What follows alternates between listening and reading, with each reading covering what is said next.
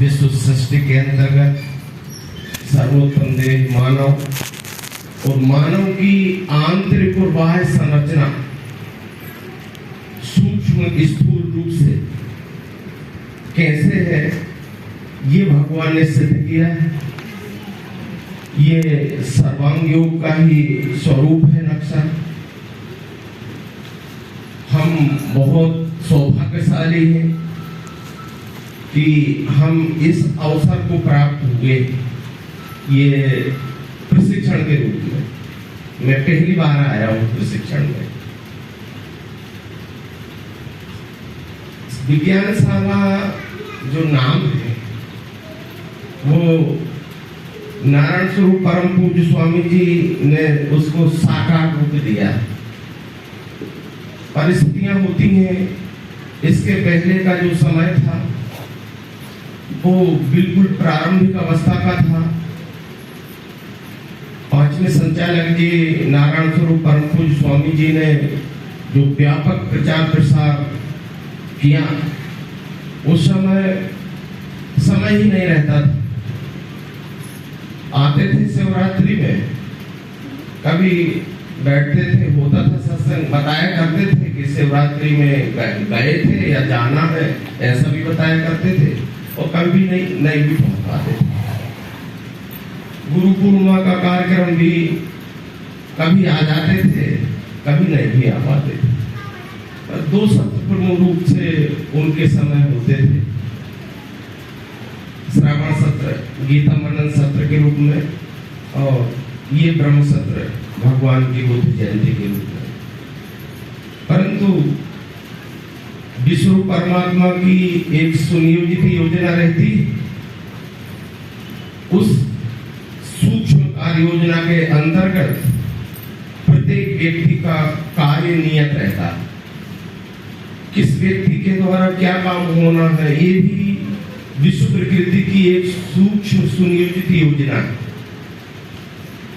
नारायण स्वरूप परम पूज्य स्वामी जी ने चारों सत्र को प्रभावी बनाने के उद्देश्य से उन 4 में से एक सत्र को उन्होंने अमरकंटक में प्रारंभ करवाया। उनके अंतःकरण में भी वो बात निश्चित रूप से आई होगी कि भगवान ने जहां तप किया, सतयुग का बीज प्रारंभ करने का जो तप किया है सर्वांग योग, उस मां रेवा माता के उद्गम स्थल में, तो सतयुग का बीज जहां उद्भव हुआ नारायण भगवान के अंतःकरण में, उस पवित्र पावन भूमि में क्यों ना एक सम्मेलन हो। इस दृष्टिकोण से वैशाख की गुरु पूर्णिमा का हमारा यहाँ होने वाला, पूर्व काल में यहाँ होने वाला जो सम्मेलन था वो अब अमरकंटक में हो रहा है। और भी व्यापक कार्य योजना वहाँ के आदरणीय पीताम्बर जी इन्होंने और उनकी पूरी मंडली ने वहाँ जो उसकी कार्य योजना बनाई कि वहाँ अपना भवन, स्वयं का भवन निर्माण करने के लिए भूमि भी क्रय कर ली गई है, जिसका एग्रीमेंट हो गया। और ऐसे महानुभाव बैठे, जय कुमार आदि, रामानंद जी वगैरह, ये सब हमारे श्रीमान, उन सब आप सभी श्रीमान है, सबका सहयोग बराबर हिस्सेदारी में हो रहा है। और निश्चित है, मुझे विश्वास है कि वो 50 लाख के करीब जो अभी रजिस्ट्री में इसी माह में, मार्च माह में रजिस्ट्री का जो कार्य है वो संपन्न हो सकेगा। ये विश्व परमात्मा स्वयं चाह ही रहे हैं और होना ही है, हो जाएगा।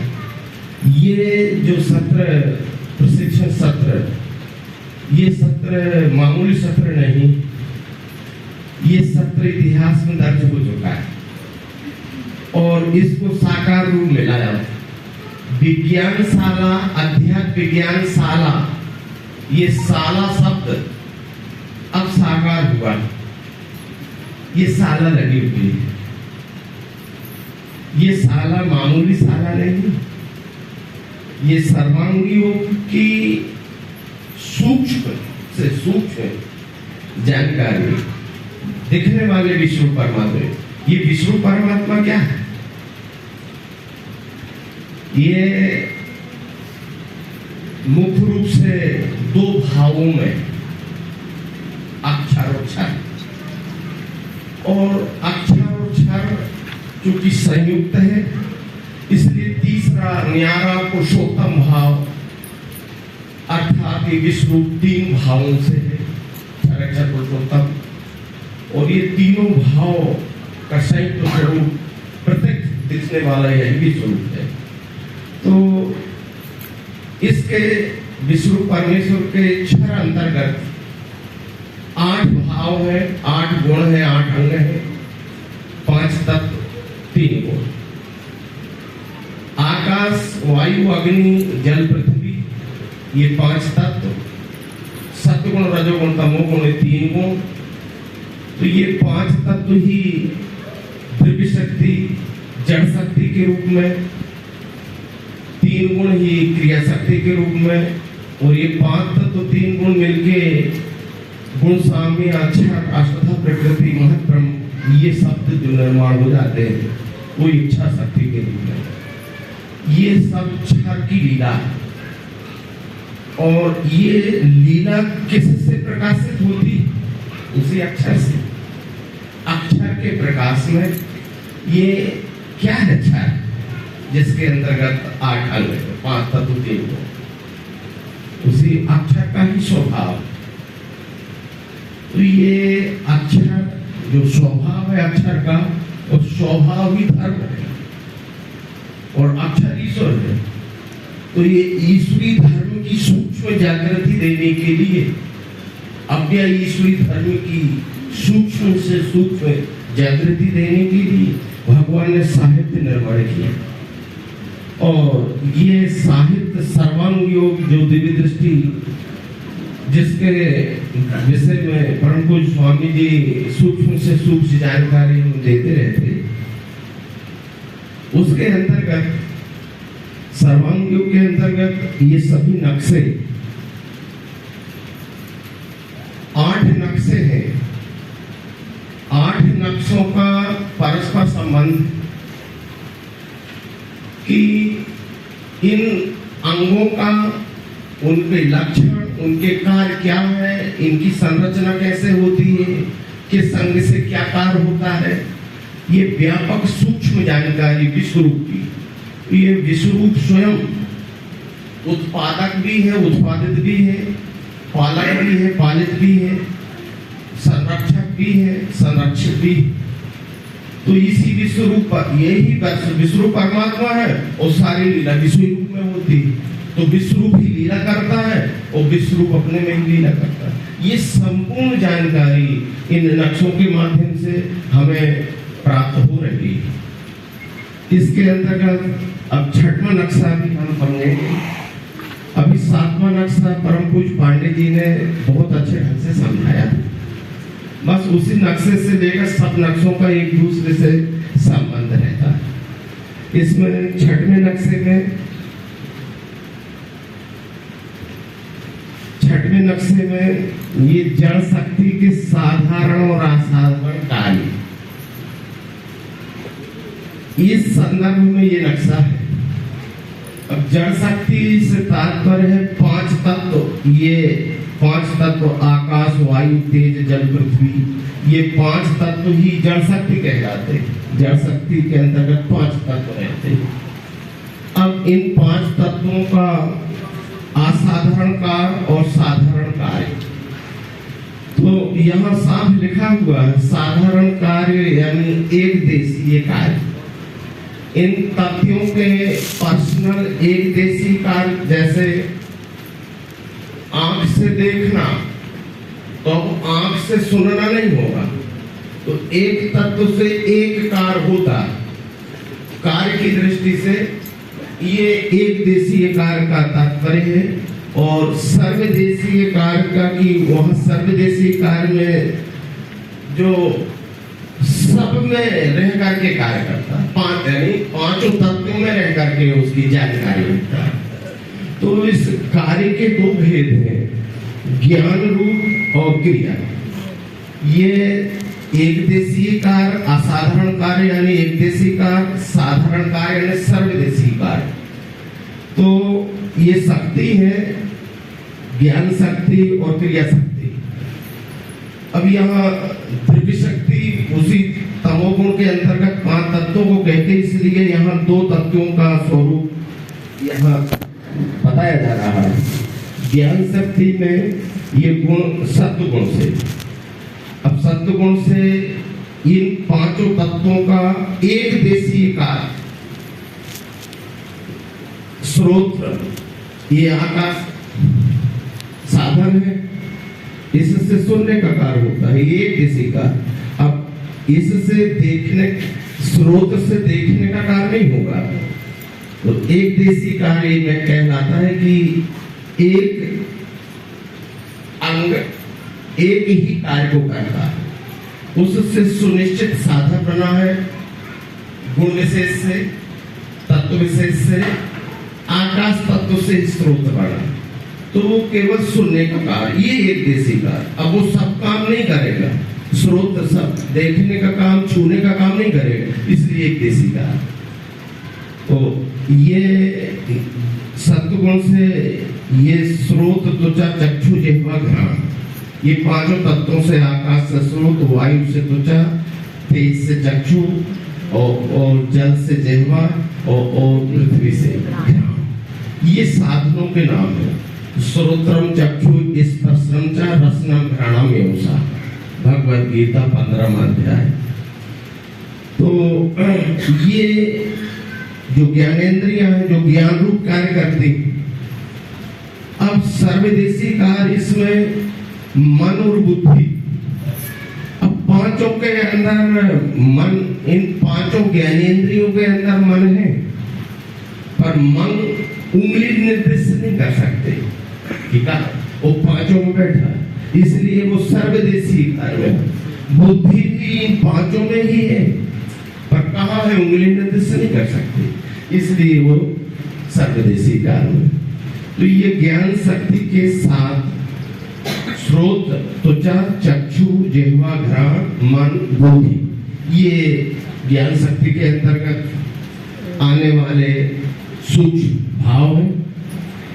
अब क्रिया शक्ति के अंतर्गत, ये क्रिया शक्ति, इसके अंतर्गत 10 ये रजोगुण से, तो ये वाचा, हस्त, पाद, उपस्थ, गुदा, ये एक देशीय कार्य, इनसे ये कर्मेंद्रियां एक देशीय कार्य ही होता है, एक इंद्री से एक कार्य होता है, दूसरे तत्व से दूसरी इंद्री बनी, तीसरे तत्व से तीसरे, सो पर्सनल एक देशीय कार्य इनसे होता है।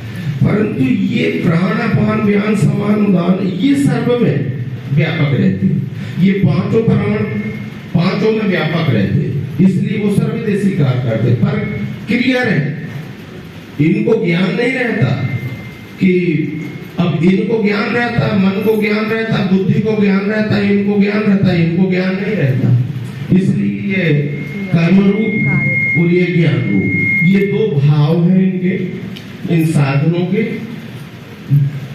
कर्म, ज्ञान रहित कर्म करने से कर्मेंद्रियां कहलाती, ज्ञान सहित कर्म करने से ज्ञानेंद्रियां कहलाती।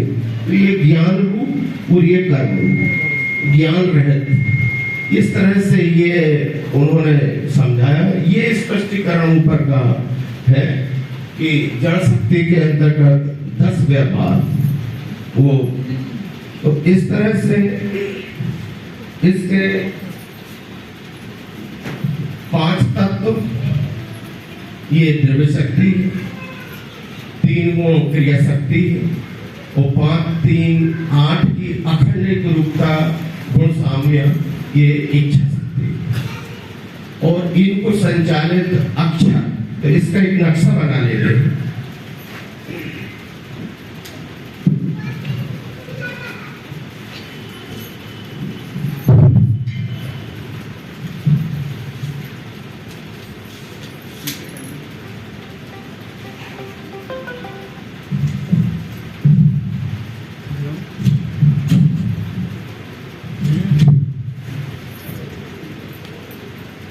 इसका एक नक्शा बना लेते हैं, पूरे 4 अक्षर के संयुक्त स्वरूप का एक नक्शा बना।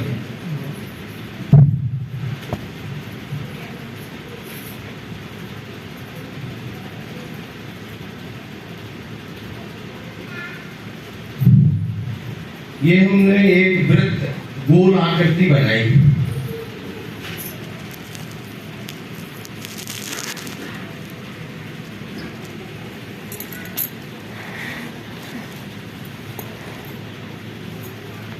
इसके अंदर हमने लिखा अक्षर खंचर।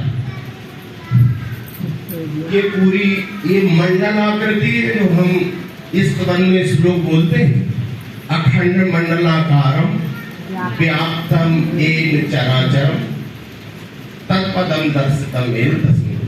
तो ये अखंड मंडल आकार की ये आकृति है। व्याप्तम येन, जो व्यापा हुआ है अक्षर कहाँ, चर अचर ध्यान में, ये व्यापा हुआ है अक्षर चर अचर संपूर्ण क्षर, ये दोनों के संयुक्त स्वरूप ये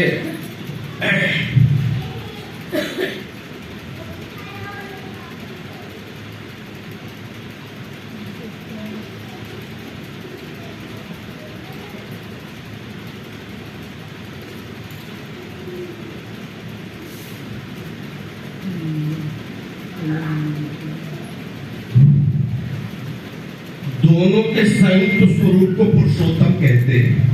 पर पुरुषोत्तम की थोड़ी विशेषता समझना, ये परिधि से बाहर है पुरुषोत्तम। पुरुषोत्तम न्यारा का मतलब है पुरुषोत्तम अस्तित्व में नहीं है, अस्तित्व ये परिधि के अंदर गोला है, और गोला के अंदर दो ही भाव अक्षर, और पुरुषोत्तम परिधि के बाहर है। दोनों के संयुक्त स्वरूप को पुरुषोत्तम कहते हैं, उसी को परमात्मा भी कह देते हैं।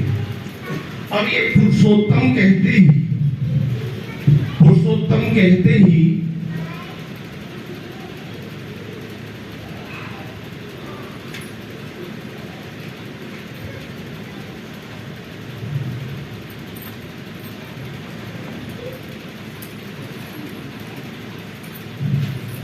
वस्तु का बोध होने लगता है।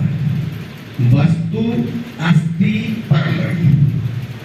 पुरुषोत्तम कहते ही विश्व का बोधक, विश्व रूप का बोधक, ये विश्व रूप क्षर का संयुक्त स्वरूप है, अर्थात ये विश्व ही वस्तु है। इसी को अस्ति कहते, इसी को परम कहते हैं।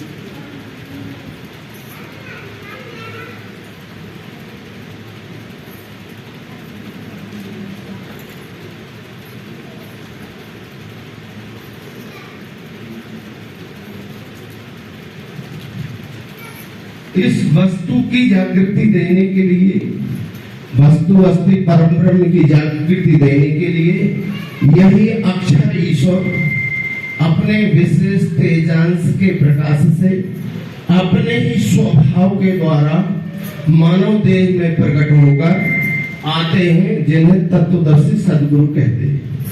ये तत्वदर्शी सद्गुरु में सबका लय है। महत्व की दृष्टि से तत्वदर्शी सद्गुरु में सबका लय है, और ये तत्वदर्शी सद्गुरु दिव्य दृष्टि का आविष्कार करते हैं, जिसे सर्वांग योग कहते हैं। तो नवम बुद्ध अवतार नारायण भगवान श्री मानव चैतन्य जी का प्रादुर्भाव प्रकृति चक्र के कालखंड के ऐसे कालमान में हुआ है कि जब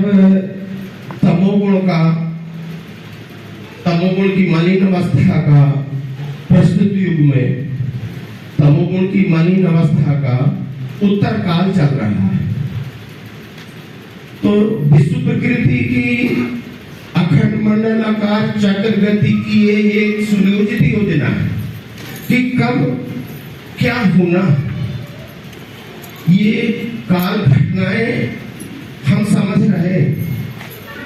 तमोगुण की ये वर्तमान प्रस्तुत युग की, कलयुग की जो अवस्था है, इस कालमान में 9वें अवतार का प्रादुर्भाव होना और 9वें अवतार का प्रादुर्भाव हो करके दिव्य दृष्टि का आविष्कार होना, इसके पूर्व में भी, पूर्व के युगों में भी ये अक्षर ईश्वर अपने विशेष तेजस से बीच बीच में मानव देह में प्रकट होते और वो दिव्य दृष्टि के आविष्कारक होते, परंतु प्रकाशक नहीं होते। तो प्रकाशन का संदर्भ केवल 9वें अवतार से ही है और इसके बाद सबसे पहले प्रकाशन का कार्य एक बार स्वयं ये विश्व अक्षर सर्वप्रथम सत्वगुण का शुद्ध स्वरूप मानव देह में अवतरित होकर किसी एक विशेष विभूति के रूप में प्रकट होता है, उसे विष्णु कहते हैं। सत्वगुण को भी विष्णु कहते हैं और उसी सत्वगुण के शुद्ध स्वरूप को जो मानव देह में, और उस देह से ये परंपरा प्रस्तुत युग में, प्रस्तुत चौकड़ी के समय में, ये जो चतुर्युगी चल रही है, इस चतुर्युगी के आद्य दिव्य दृष्टि प्रकाशक नारायण भगवान विष्णु है, जो कश्यप देवी के ज्येष्ठ पुत्र है। तो वो शुद्ध सत्वगुण का स्वरूप मानव देह, और वो एक बार प्रकट होकर के उसकी परंपरा चलाने के लिए 10 अवतार उसी सत्वगुण का आश्रय लेके, तो धर्म गिलाने मिटाने के लिए, यथार्थ धर्म की स्थापना करने के लिए और धर्म गिलाने को दूर करने के लिए इनका प्रादुर्भाव होता है विशेष विभूति के रूप में। आज वही समय चल रहा है कि 9वें अवतार का प्रादुर्भाव होकर के दिव्य दृष्टि का प्रकाशन, और दिव्य दृष्टि का प्रकाशन उसका लक्ष्य ये विष्णु ही विष्णु परमात्मा ही जागृति देकर अपने स्वयंभू गुण स्वभाव के द्वारा इस विष्णु की सेवा में अनन्य व्यवहार, ये स्थायी धर्म का पालन, इसकी जागृति यथार्थ धर्म की जागृति देने के लिए ये प्रबंधन भगवान श्री मानव चैतन्य जी ने किया। तो अब इसमें जब विष्णु परमात्मा अपना कार्य करता, उन्होंने बुद्ध दर्शन में ये स्पष्ट किया कि कलयुग के प्रारंभ में 10,005,000 वर्ष एक देखे सुजन नवम अंग सतद्वार। जब कलयुग के 5,000 वर्ष गुजर जाएंगे तो यह एक बात आती है कि आज गौतम बुद्ध जी को बुद्ध अवतार माना जा रहा है। इसके पूर्व में भी अनेक व्यक्ति बुद्ध नाम से हो गए हैं इतिहास में, यद्यपि वो सब हमारे लिए पूजनीय सम्माननीय है, परंतु विष्णु का अवतार होना, ज्ञान विज्ञान का अवतार होना, ज्ञान विज्ञान का सार्वभौमिक धर्म का कार्य करना, धर्म की स्थापना करना, ये संबंध आज के पहले 9वें अवतार के पहले जितने भी बुद्ध हुए हैं उनसे कतई कोई संबंध नहीं है इस चीज का। तो आगामी काल में ये सब बात आगे स्पष्ट होने वाली है, क्योंकि उन्होंने बुद्ध दर्शन में ये बहुत स्पष्ट कर दिया कि ना करे चिंता भक्तमम योगक्षेम की नेक विप्रसंत सुरधैन धर्म बड़े 10 भेद। ये 10 भेद हैं, 10 मानव देहधारी विशेष विभूतियां। तो ज्ञान सनातन नियम है, ये प्रत्येक चौकड़ी में 10 अवतार ही आते, और प्रत्येक चौकड़ी की यही लीला रहती है जो आज वर्तमान चौकड़ी के प्रस्तुति युग में चल रही। तो ज्ञान सनातन नियम है, भूमि धर्म दिए चैन, तब हित देव बुद्ध है, ओप धर्म निज नहीं। अब ये ओप धर्म दिव्य दृष्टि को कहते। आज से पहले जो भी, आज से 400 वर्ष पहले का बुद्ध, आज से 3000 वर्ष पहले का बुद्ध, 4000 वर्ष पहले का बुद्ध, 3000 वर्ष पहले का बुद्ध, और द्वापर युग के पश्चात भगवान श्री कृष्ण जी के पश्चात इतने अल्प समय में उन अवतारों को अवतार मान लेना, ये तो बिल्कुल आगे जाके स्पष्टीकरण होने वाला कि वो है ही नहीं बुद्ध अवतार। और जो महामुनि व्यास जी की जो सूक्ष्म जो घोषणा है अगले 9वें अवतार के संदर्भ में कि कलयुग के 5000 वर्ष गुजर जाने के पश्चात 9वां अवतार आएगा और वो ओम धर्म का उपदेश करेंगे, ओम धर्म का प्रकाशन करने वाले होंगे। तो ये ज्ञान सनातन नियम है, भूमि धर्म दिए चैन तभी तो देव बुद्ध है, ये नवम बुद्ध अवतार मायानंदी ओम धर्म ने ओम धर्म का प्रकाशन, ओम धर्म ने दिव्य दृष्टि का।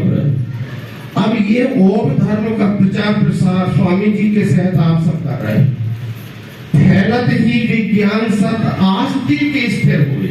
आज तक जो स्वामी जी अभी बता रहे थे कि आस्तिक क्या है, आचरण की पराकाष्ठा, आचरण विशुद्ध आचरण, आस्तिक स्थिर हुए यानी शुद्ध आचरण स्थिर होगा। ये शुद्ध आचरण स्थिर होगा, ये समाज में बैठी हुई। अन्य जो दूसरी समाज है, आगे समाज शब्दों का ऐसा अनादर का विषय नहीं है, पर जो वो तो हमारा विश्वरूप पूजनीय समाज है।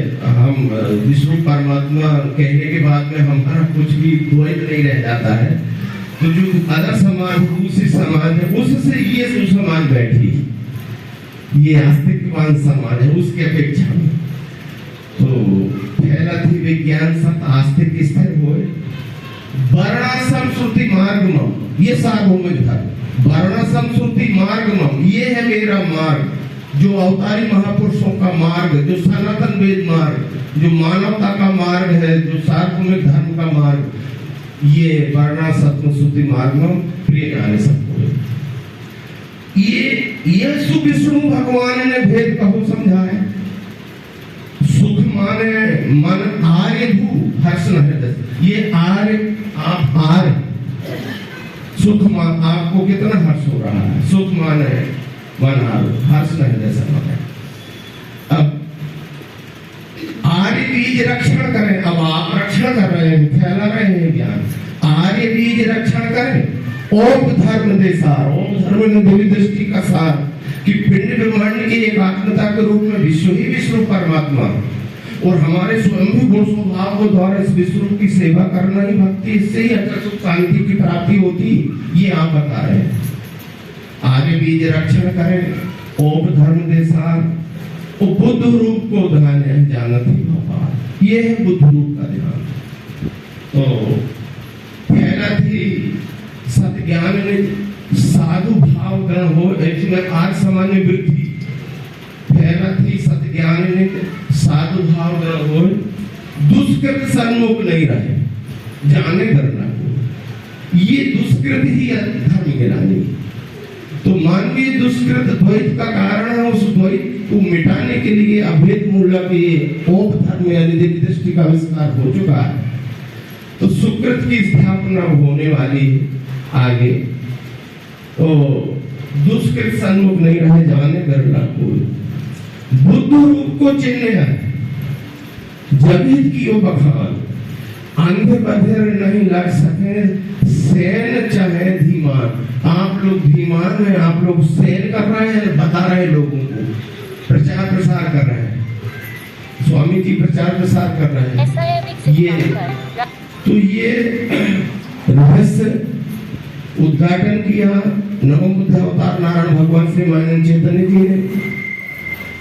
अब जो विश्व प्रकृति के आगे आगामी जो सुनिए जो दोस्ता स्थायी सतयुग की स्थापना, और इस सर्वांग सतयुग का बीज है, यही सतयुग का एक में वेद है जो पूर्व काल में रहा करता था।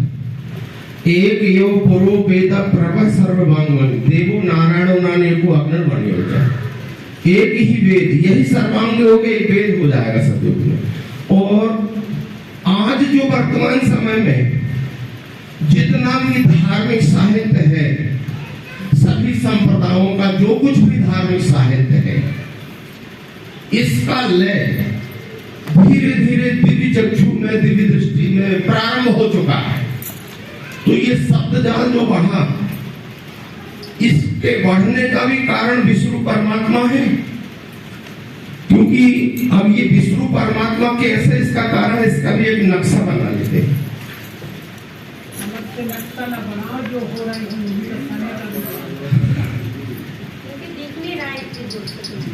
तो हो रहा है।